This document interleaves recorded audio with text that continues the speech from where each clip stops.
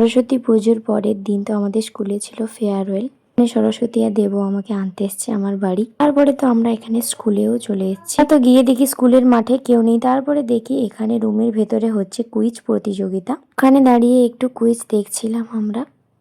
আমাদের অনেক ফটোশুট হলো, দেখো তুলা এসছে সরস্বতী আর ব্যক্তি বড় করে আসেনি কেউ পঞ্চম ব্লগে। আজকে তো হচ্ছে আমাদের 10 আর 12 এর বিদায়। দিদিগুলো ফুল আর চন্দন নিয়ে চলে এসেছে আমাদের বরণ করার জন্য। আর এখানে হচ্ছে নাচ। উন্নয়নের যে দীপশিখা জন্য আমি প্রধান শিক্ষক।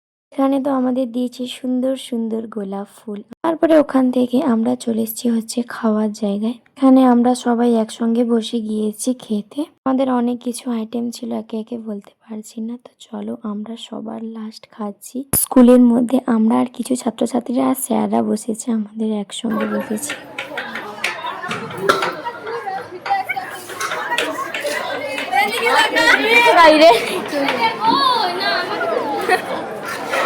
তো আমাদের বাড়ি যাওয়ার পালা। তো চলো টাটা সবাইকে, টাটা স্কুল।